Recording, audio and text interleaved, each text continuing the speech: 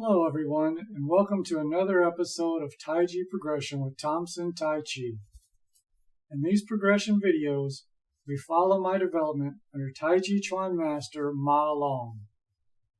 This progression video is for March 2021 and is a special episode for me because it represents the beginning of some major changes in my practice. It has been a year since my last video update, and a lot has happened since then. We're going to get into that in a moment, but first, let's talk about the major changes, the start of Taijiquan, and the beginning of real Gong Fu. So far, throughout my practice, my main goal or purpose of doing Tai Chi was to heal and recover from a traumatic head and neck injury I had when I was a child. This injury greatly influenced my life and led me to seek out some way to cope with the pain, the involuntary muscle movements, and the post-traumatic stress symptoms that I didn't even realize I had at the time. I originally began Tai Chi in 2021 or 2022, learning from Yeren Sedman in outside New York. And I noticed when I began practicing, I could sense right away like real change. I've practiced martial arts most of my life, but this was the first time when I did a martial art where I felt real change happening. So I was drawn to it and kept with it. The change was small and subtle, but it gave me hope that if I stuck with it, there was hope that I could actually heal and recover using Tai Chi. So I stayed there with Yeren close to a year. I practiced maybe a few months or so with them under private lessons only as well, trying to get as much as I could. And I feel this gave me some really important details to start with. And when the power outage happened at that part of the country, things became too hectic. I couldn't handle being in the city no more. So I took back with me what I had learned and began practicing by myself for about a 13-year period.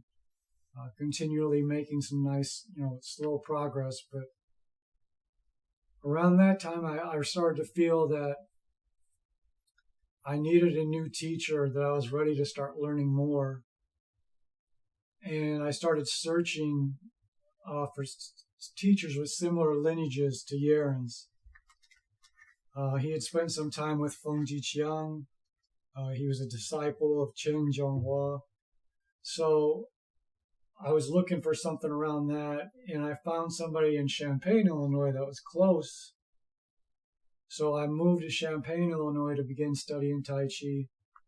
Only when I started studying with that individual, very quickly I started to just feel it just wasn't quite right for me.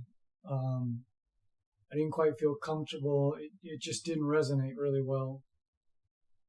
So I was working at a restaurant at the time, and I seen someone come in dressed in a Kung Fu uniform. I found out he was actually a Kung Fu teacher. And after we were discussing stuff for a little while, he told me he just actually started having someone who was, fairly recent from China start teaching Tai Chi for him. So I came in to meet him and find out that it was actually Long. That's how me and Long met. So I began from that time studying with Long a little bit in this setting, and then very quickly just becoming a private student with Long and studying just with him, one-on-one. And he was trying to give a lot of really good information to me, but at the time, my focus was healing and wasn't fully focused on just purely Tai Chi. And the Tai Chi that I had seen previously looked very different than what Long was doing. So I was kind of confused to which one was correct or the quality of which one and stuff like that. So it led to me not always being the best student. So I followed that for a while. But then here recently, it had come to a point when COVID hit that my job got so hectic. The symptoms of my condition got so bad, I had to stop doing the Tai Chi and the meditation. And when I stopped doing those, all the symptoms came to the surface, and I had to actually step away from my job temporarily and deal with those symptoms directly and get them dealt with properly.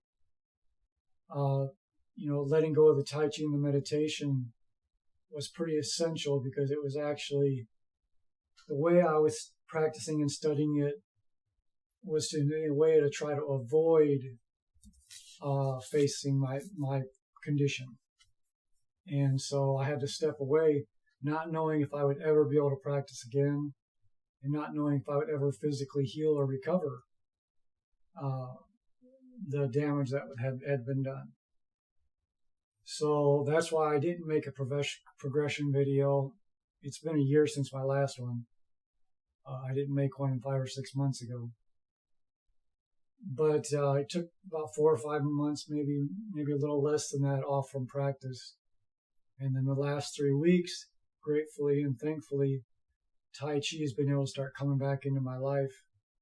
I've been able to start practicing daily again.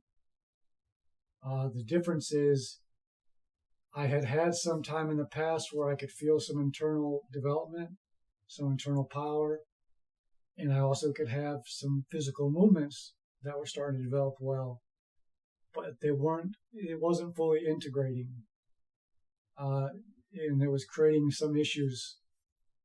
So now, after dealing with everything properly, it's all starting to reintegrate again, but now it's integrating properly.